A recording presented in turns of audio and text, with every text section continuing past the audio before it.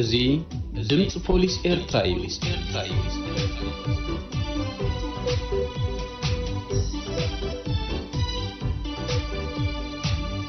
እዚ ድምጽ ፖሊስ ኤርትራ እዩ።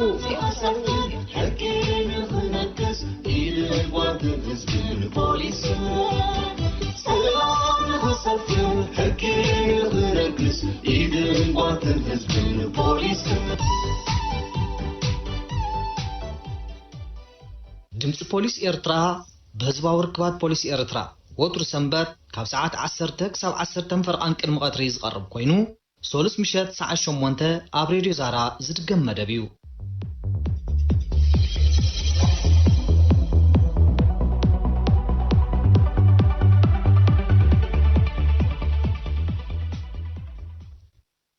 ብሬድዮን ሳተላይትን መደባትና ንኽትከታተሉ ምሳና ሓቢርኩም እትርከቡ ክቡራት ሰማዕቲ ድምጽ ፖሊስ ኤርትራ ከመይ ቀኒኹም? ሰሙናዊ እናቅርቦ መደባትና ግዚኡ ኣኺሉ እንሆ ንፍልም ኣሎና። ብወገን መዋሃድን ቴክኒክን ምሳኹም እንጸንሕ ሙሴ ኪዳንን ኣቤል አብርሃምን ኢና። ዜና ፖሊስ ከነቐድም መስመር ንኤርሚያስ ኣስፋ ከነረክብ።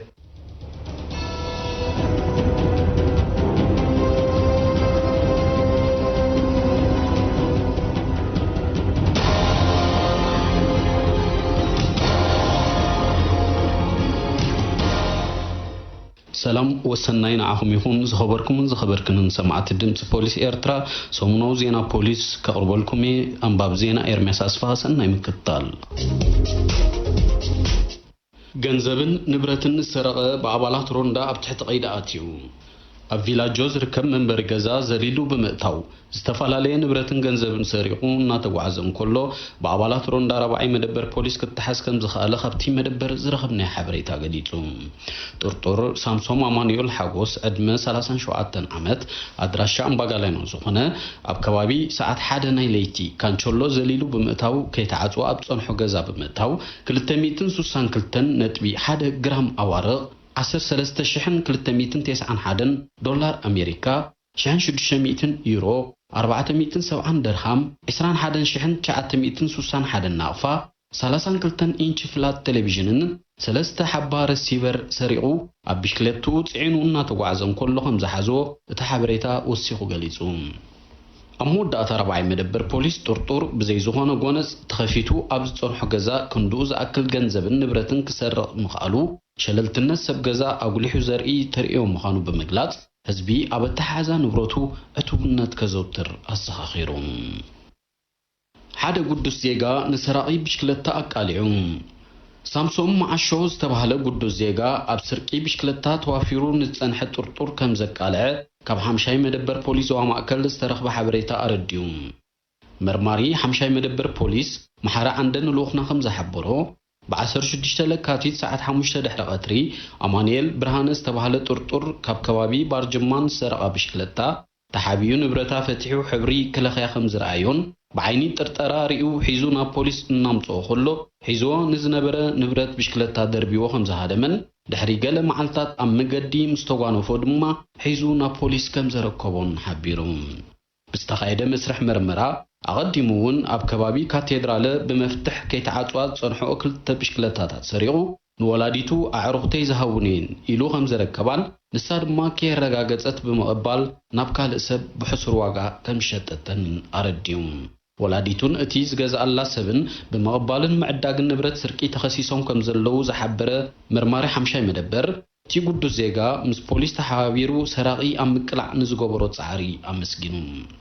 ኣብ መወዳእታ ወለዲ ደቆም ዘምጽኡሎም ንብረት ኣብ መጻጽኡ ከረጋግጹን ዘጠራጥር ምዝኸውን ንፖሊስ ክሕብሩ ከም ዘለዎምን ጠቒሱ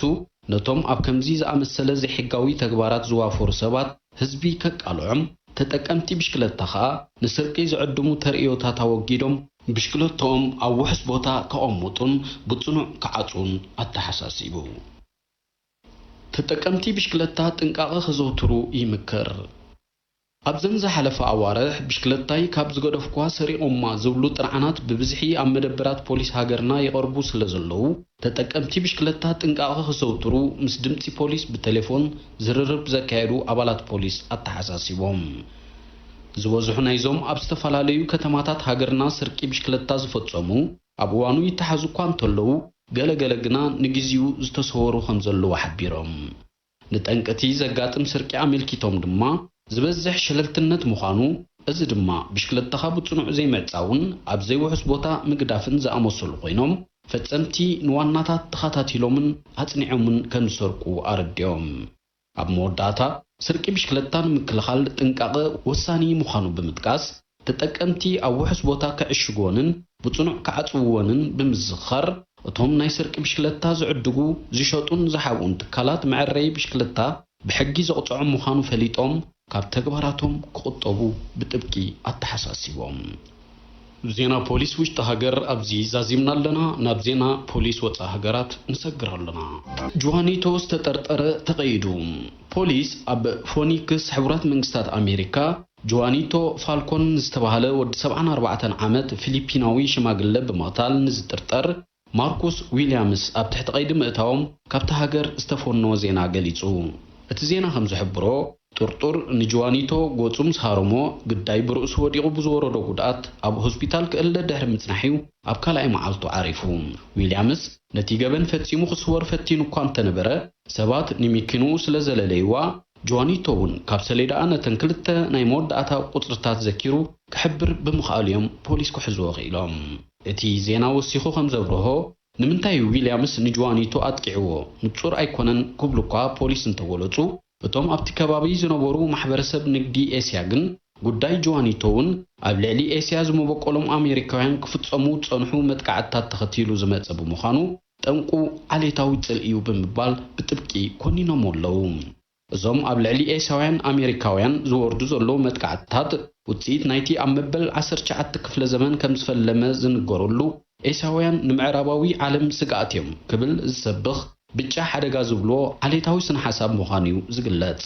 ሕማም ኮሮና ቫይረስ ኣብታ ሃገር ካብ ዝላባዕ እንዳሕር ድማ መበቆል ኤስያ ዘለዎም ኣሜሪካውያን ቀንዲ ዕላማ ገበናት ጽልኢ ክኾኑ ምጽንሖም ይፍለጥ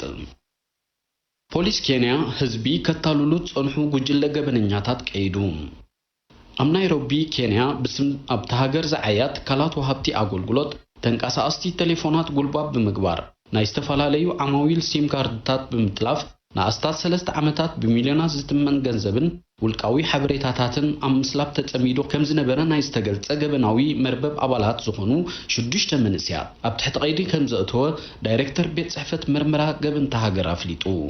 ብመሰረት ሓበሬታቲ ቤት ጽሕፈት ጥርጡራት ሰራሕተኛታት ወሃብቲ ኣገልግሎት መስመራት ተንቀሳቐሲ ቴሌፎን ተመሲሎም ናብ ዓማዊል እናደወሉ ሙሉእ ኣድራሾም ቁጽሪ መንነቶምን ይሕዙ ከም ዝነበሩ ብምግላጽ ካብ ዓማዊል ብዝረኸቡ ሓበሬታ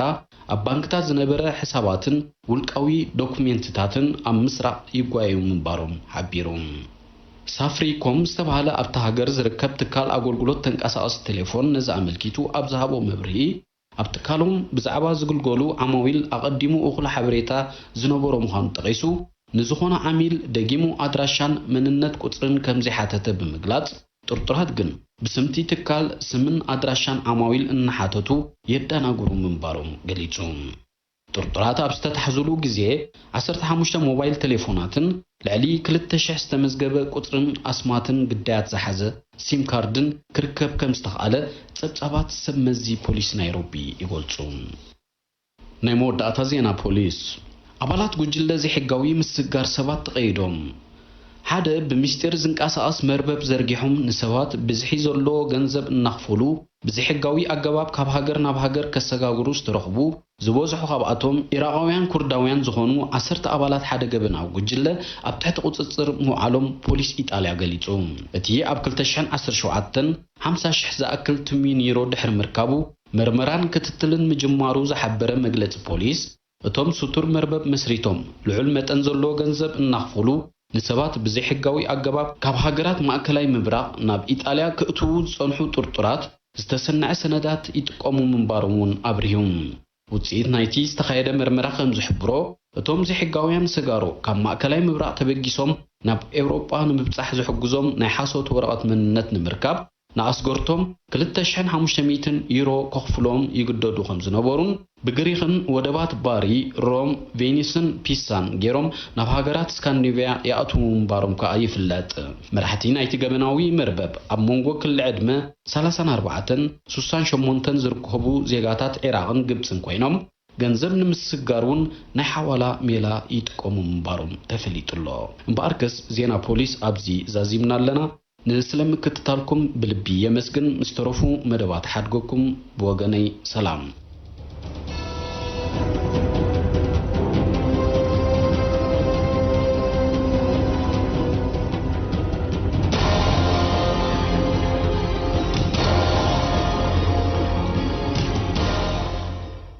ኣብ ሃገርና ኣብዚ ግዜ እዚ ብሽክለታታት ብፍላይ ኣብ ከተማ ካብተን ብብዝሒ ኣብ ኣገልግሎት መጓዓዝያ ውዒለን ዘለዋ ተሽከርካሪት እያ ሰብ ብሽክለታ ብምዝዋሩ ጥዕናውን ፋይናንሳውን ረብሓታት ክረክብ ይኽእል ብኣንጻር እዚ ሰብ ብሽክለታ ኣብ ዝዝውረሉ ብሰንኪ ዝገብሮ ሸለልትነትን ዘይግቡእ ኣጠቓቕማን ንሓደጋን ሞትን ክቃላዕ ዘሎ ተኽእሎ ዓብዪ ይኸውን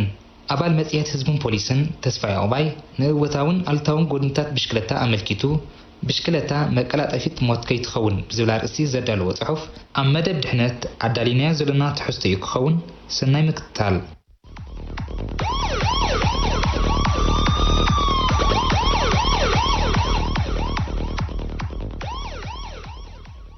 ኣብ ፈለማ 2020 ዓለማዊ ለብዒ ሕማም ኮቪድ-19 ምስተኸስተ ብዘይ ከዓበይቲ ናይ ጽዕነት መካይን ንኣሽቱ መካይንን ህዝባዊ መጓዓዝያን ደው ከም ዝብላ ተገይሩ ከም ውጽኢቱ ብሽክለታን ተጠቀምቲ ብሽክለታን በዚሖም ከተማ ኣስመራ ከዓ ዝያዳ ኩለን ከተማታት ጻዕቂ ብሽክለታታት ዘእንገደት ከተማ ኮይና ብሽክለታ ምጥቃም ብዙሕ ረብሓታት ኣለዎ ቁጠባውን ጥዕናውን መዳያት ድማ ብቐዳምነት ይስራዕ ምክንያቱ ብሽክለታን ተጥሪኻ ኪኖ ምጽጋን ካልእ ወጻኢታታ ኣዝዩ ድሩት እዩ ብሽክለታ ክንዝውርን ከለና ብዙሕ ክፋላት ጭዋዳታት ኣካላትና ስለዝንቀሳቐሱ ኣብ ጥዕና ብዘለዎ ኣበርክቶ ተመራጺት እያ ኣብዚ ብከላ ኣየር ንዓለምና ዓብ ብድሆ ኮይኑዋ ዘሎ እዋን ብሽክለታ ካብ ብከላ ናጻ ስለዝኾነት ኣዝያ ተመራጺትን ክትተባባዕ ዘለዋን ዓይነት ተሽከርካሪት ኮይና ትርከብ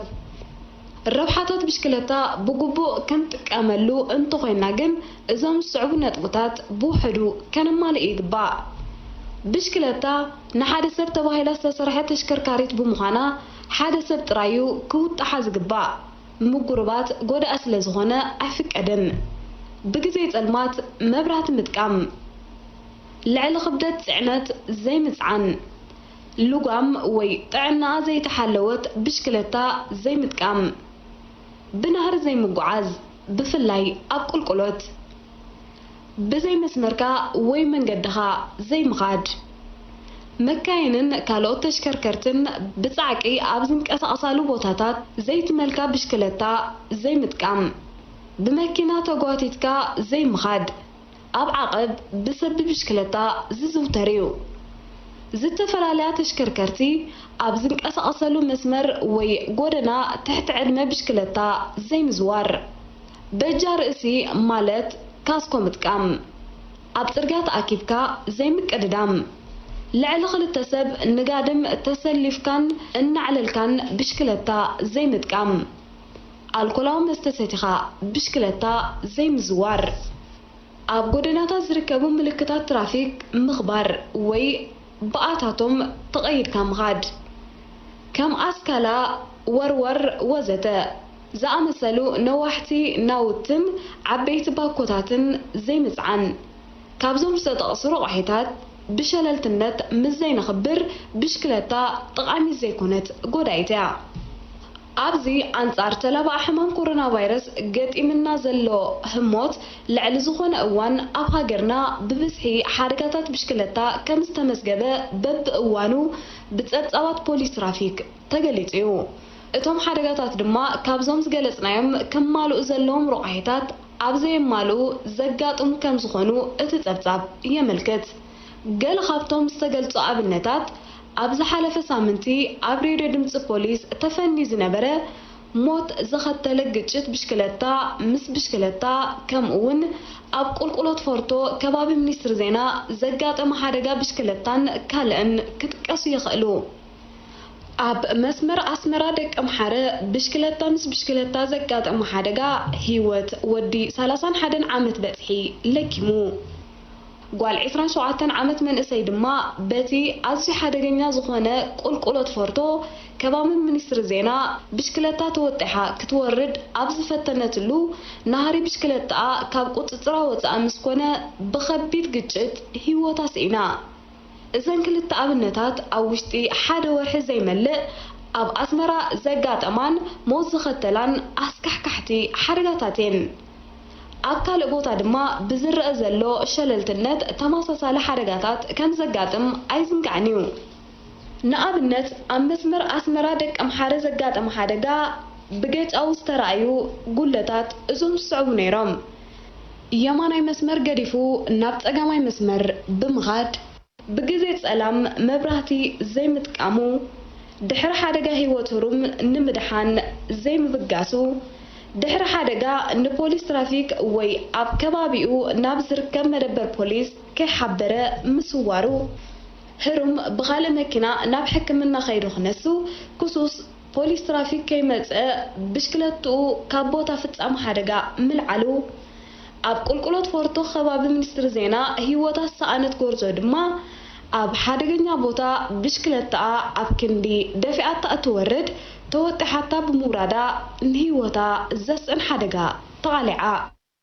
ብሽክለታ ጥንቃቐ እንተ ዘይተገይርላ ተነቃፊት ተሽከርካሪት እያ ኣብ ልዕሊኣ ሓደጋ ምስ ዘጋጥም ተሃሳይ እቲ ዝውጥሓዩ ናብ መሬት ስለ ዝወድቕ ብታሕቲ ዝቕበሎ ኣይፈለጥን እዩ ማርቻቬዲ ደንጎላ ገደል ጽርግያ ወዘተ ተቐቢሉ ከቢድ ሓደጋ ከስዕበሉ ይኽእል ነፍስ ወከፍ ብሽክለታ ተወጢሑ ዝንቀሳቐስ ነቲ ኣብ ላዕሊ ዝተጠቕሰ ኣገባብ እንተዳ ኣማሊኡ ብብሽክለታ ከጋጥሞ ዝኽእል ሓደጋ ኣዝዩ ይንኪ እንተ ኣጋጢሙ ድማ ጎዳኢ ኣይከውንን ስለዚ ተጠቀምቲ ብሽክለታ ብሽክለትኦም መቀላጠፊት መዓልታዊ ንጥፈታቶም እምበር መቀላጠፊት ሞቶም ከይትኸውን ብሕጊ ትራፊክ ተማእዚዞም ክጓዓዙ ይግባእ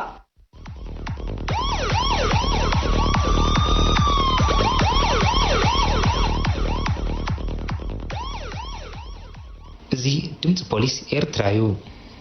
ተስፊት ገብረ ሚካኤል ምስ ኣብ ምትላል ዝተዋፈረ ጥርጥርን መርማርን ዘካየዶ ቃለ መጠይቅ ሲዒቡ ዝቐርብ መደብናዩ ክኸውን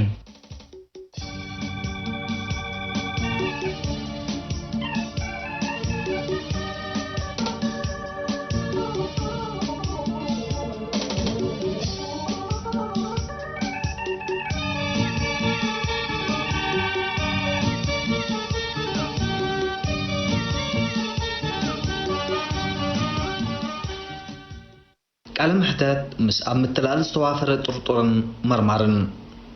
ኣብ ጉዕዞ ህይወት ዘጋጠመ ብድሆ የጋጥም ክንዲ ዝተፈጥረ ሽግር ይፈጠር ካብ ዓቕሚ ወዲ ሰብ ወፃኢ ክኸውን ዝኽእል ኣይኮነን ኣብ ዘጋጥሙ ሽግራት ዝህሉ እወታዊ ጠማምታዩ ዝኸበደ ብድሆ ናይ ምፍታሕ ዓቕሚ ዝህሉ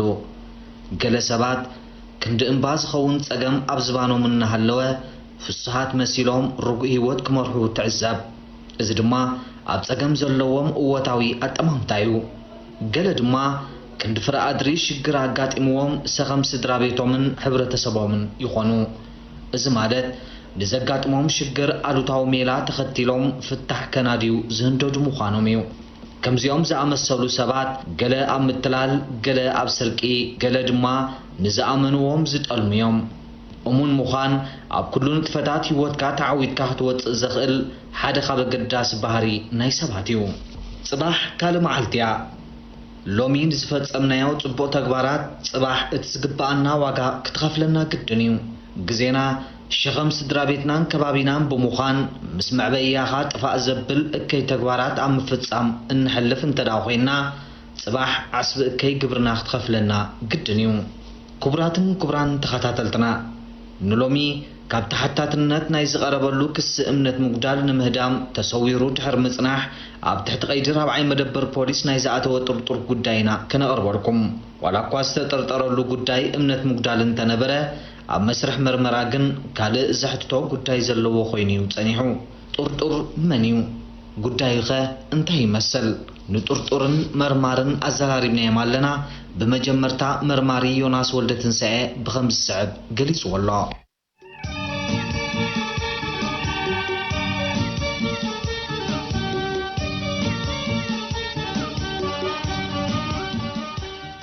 خصوص جوزاي فقر جبر كتاب تواحد بلد إسرائيل كتاب مرة عصر تقدش من إسرائيل أو رواعي مدبر بوليس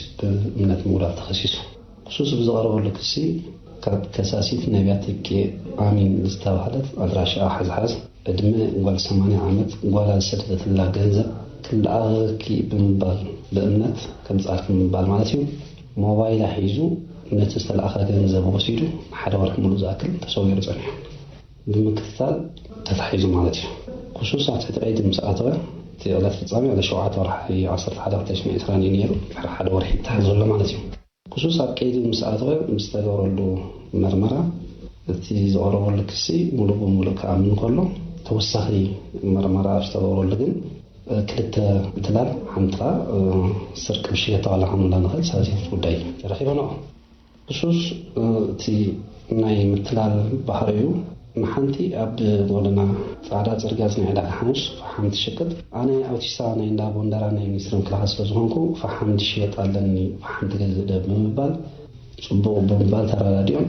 ገንዘብ ሀብኒ فحمد صالكي يلو 4000 عفاو سيدو تبዛ سبزيا تسوغيرو እዚ ከያክል ኣብ ባርጁማ ዝርከብናይ ዳጋ መሸጥ እኽሊ ካብ ሓደ ሰብ እኽሊ ትሸጥ ስለዘልን እኽሊ ትገዝእ ዶ ብምባል ምዕውን هو ይገዝእ ኢሉ ዝቐሽም ካብኡ ድማ 700 ናፋ ወሲዱ ከም ጻልካይ ብምባል ተሰዊሮ እታ ከም ራብዒት ጉዳይ ሒዝና ዘለና ስርክብ ሽገታ ንላ ዘለና ሓደ ወዲ ባሻው ዝበሃል መንእሰይ እዩ ሳሕጁኻ ክረኽቦ ይከኣልና ነዛ ብሽገታ ኣብ ከምዚ ቦታ ፅሕላት መፅሓበን ብምባል ነዛ ብሽገታ ሒዝዋ ኸይዱ እዚኣ ፍፃመ እዚኣ 2016 ጉዳይ ስለዝነበረቱ ናይ ቤት ፍርዲ ምስ ተፀውዐ ነዛ ብሽገታ ንሓደ ሓላፊኡ ገዲፉላ ኸይዱ እቲ ሓላፊ ኸ ነዛ ብሽገታ ሒዙ ብዓብዪ ካብተሃዱ ተሰዊሩ ክሳብ ሕጂ ክርከብ ኣይከኣለን ስለዚ ክሱስ ጎበዛይ ፍቃዱ ኣብ መደበርና በርባዕተ ጉዳይ ተኸሲሱ ጉዳዩ ተጻሪው ቤት ፍርዲ ቀሪቡ ማዕቀ 35 ቃል እምነት ሂቡ وحسنت ስለዚህ ተፈቅዶ ናብ ቤት ማእሰርትን ተሐድሶን ክሰጋገርካ ተዳልዩ ኦራይት በመታሐዙ ዝምልከት ከመይ ይመስል ነይሩ በከመይ አገባቢኩም ሒስኩሞ خصوص መጀመሪያ አባና ጥራም ይመጽን ነይሩ ማለት ምልክት አይቀርበን ነይሩ ከሳሲ ዛምላ ዘለና በ80 ዓመት ሓንቲ ጎረቤታ بحجز ناتا أكبر يشاشة مدبر እንደተንቀሳቀሰ كله تحيزو ቀጥታን يشاشة مدبر እዩ ተረኪቡ ኣብ ሻሻ መደበር ከ ቦታ ፍጻሜ ምስራዩ ናይ ራባይ መደበር ፖሊስ በመحبر ኣብ ቦታ መስተፍጽም حمد الله لنا ከይና ምጽና ጉዳይ ባና ጻሪ ይነርዞ ምልክት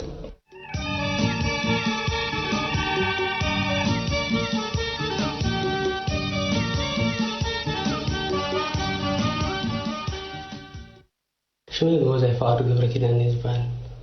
آخرين دا قبر اللي زقمت نيمي سمكة خال ندلوش أو عملي أجل مدبر مجمرتا زيني أنتي زفلت أسبنيرا أنا عدينا بأتبال كابدك كنمجي جنزب كسا قبرنا نيرا كابدك خالد زمت سلستشين فاتيني تجنزب أستير بارسي سيدات لنا شو تي جنزب كاني تقبل كم سأل مسؤولتني في جنزب خال تقبلي أبيك ساجيرة مالتي أول كأويك ساجيرة بس دولك تقبل زورتني موبايل ديرو مستي موبايلان قالن ساجيرة كوربيزة كأويك ساجيرة نيرا ببوليس كشو كسايقينا أبيها كيبي مالتي تا موبايل تاري رياسي تنزلها بني تبلني أزبل كمسيلة زينغرني شو بزي تا موبايل كوربيزة مسينيرا أبزي كنا أبتني بوليس أمزي أركبيه بوليس هاني سايد مالتي سويس مانو ماتو كل تتعيسلو تناتي جاموني سابيني رومانتي تني فهم قلقلة تتعو انشكتنا نيرنا بالحريو زي هانتي بي تراس قلت بحال سو تلالي ازن بركو انا مسلم بكل خالج تي كاوتي سي قال فهم كم زلكيلا 4000 نفاي باتني نيرا شو تي 4000 اول قوي ربع قلق ساجيرو مالتي تني داتونا قلقتني كسي سنتا تاوتو هذا قشيز بحال سينيرو كل قدن جه قال لي امسالو نيره اجيدم كان سال كيف بمباشو اتميت وسيدل نيره شو بيجي ግን አያውቀውን ተገንዘብ ከተሽና ስልሽ አብታ ሀዱና ተካፍቲራ አብቱ ከባቢ ደጋው ስም ጋርገለ ሓደ ወደ ባሻው ገለ ዝባል ታ ብሽክሌታ ከበጻላ ገለ ወሲደያ አጋጣሚ ጥሩ ቁሩብ ሰሞናት ገለ ካው አያውቀውና ሁሉ አው ልቃው ገለ ተቀመላ ነይረ አጋጣሚ ስም ሳነኒ ነቲ አሃበ ገለ ሪፖርት ገለ ኸይዱ أنا خان حدا كحسايز بحال قمطع قليلني أتحروا عقميديا تبشكلتها خاني مستني مرماري يونس بوتا خيدنا رينياو اتا بشكلتها هتسسب أقدامي سيني مالتي أبزي بقى شقة فتني أقدام زي هجاو شقة فينا سلام قبر خاني استفعل علي نجار خاها تي نبرد خاك سان قبر نيرنا استفعل علي نجار كشين قبلنا تبنتال كعلى خاني كم زي بقى تستفعل علي نجار ناي زللي نجار ستكملوا كسفلوا قلينا كسرنا كم دا قبر كسيت كم هجي فهمي فكرني هجي استفعل علي بوتها كم زني نشوطو نيرنا بزني تينو زبال أوتات كنا قد عميتي زي هجاونا أفسا بوتها عندنا تراخيبتا نقدنا خاتمنتال كم زني كده وانت قالين دبي كده نقدر نبرد كده فتنيره شكرني تيني أحد يقول لك الله هو تسني قال نابزخه نبرد قال تاك نابزخنا نبلو كتكار إن من ده يجبكم قوم تتكشرها تنيرة زي كم زينة جيجا مهم مالك نانسي من قصنا ميرنا بستفعل عليك سي درجة تير كومبليس بس يلو من قصنا ميرنا زونا كما من سياسي كم زينة نقدر زينات كا كنزوين بزينات كمان كساعسي مسنات غير كابوتا ولا انقصاص جيجا مهمسي زونا كم جناتي من سياسة كم هاركم دلو زمزازن أمرون ملوء قبزنان إنها اللوكا كابن نابن إنها تنقصاصكا سبات كتتالل انت دافتينكا قنو وردتن حسرتن كوغوزا غوزاخا قدنيو بعابيو دما أبعين حقيم اتاوكا زي ترفيو قبزاي دما زي كم سمو قبزنو أبسرحا وعيلو قزا رأسو أب كندخلووت زفتن أب قبني توافيرو ترخيبو كاب جيبو زي مهارمبر اتكاب جيبو زمهار سب بلهيو زبلا بحل اللو قوزاي كا بتدقاقامي تأثيرو كمهار زي كا على سبيو نموخانو كنديك زيو بقبن تخصيصو كاب كال مرماري نسمعيو ጉዳይ ሓሙሽ ገበን ዘሎ ኣብ ሪከርድ ዝረኽብናዮ ኣብ ራብዓይ መደበር ኣብ 2005 ዓመተ ምህረት ብምትላል ተኸሲሱ 3 ዓመት ተኣሲሩ ኣብ 2009 ኣብ ቀዳይ መደበር ብስርቂ ሽያታ ተኣሲሩ 6 ዓመትን 8 ወርሕን ፈሪዱ ኣብ ሻድሻይ መደበር ብምትላል ኣላቶ ተፋይል ተወንዚፍ ኣላ كمون أو حمشة مدبر بمثلال سلاتو توزيفله ربع مدبر زين حجرا بمثلال مثلالن حمشة يجي ريكارد الله. أما دمتا من إسينا يلو تهواريايو.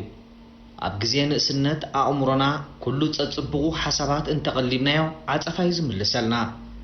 بانس أرو قفل مفلن إكي حساباتن كن مولون وعلن تخينا عربة تحي هيوتنا بعلنا نفتر ألنا مالتيو. وان سنة فلتأتن مويان إنعاد كاللنبر كبارات نبارات كنت أفعلون قداي سخران إنخونلون عدمه يكونن زتأكبه قناي عاملات نابقبن كمرحانا زلو تخلو زل على سلزخونة عدمان سنتنا بقبول سنة مقبار سخسكو سلوك خون يكبا كبران سمعت دمس بوليس إرترا نلومي عدالينيا زنبرنا مدب إزيز تخطاتلكم ينيرو أم مدلاون مقرب المدبات مساهم سنحنا كابتن برهان زكرياس تمسكنتكو ارمياس اسبها تسفيت قبل ميكال حابد يمانا شاي تموسون عوات عمانينا أم مدباتنا زلكم رئيتو ويكتساتفو مسئت داليو ناب دمس بوليس إرترا بتليفون 11-10-3-29 وسأسات سنقصري 10-3-23 كدوللنا ويكسدلنا كم اتخولو إن حبرنا نسانا بتبكم كساب زمت سمون بخال مدباتن رخب سلام كنا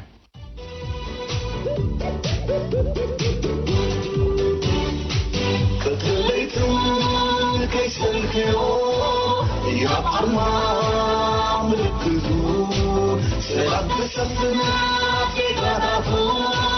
وعصار الهستير غنيتو نغمر ناي بوليس اللاوي ناي بوليس نجحنا ناي بوليس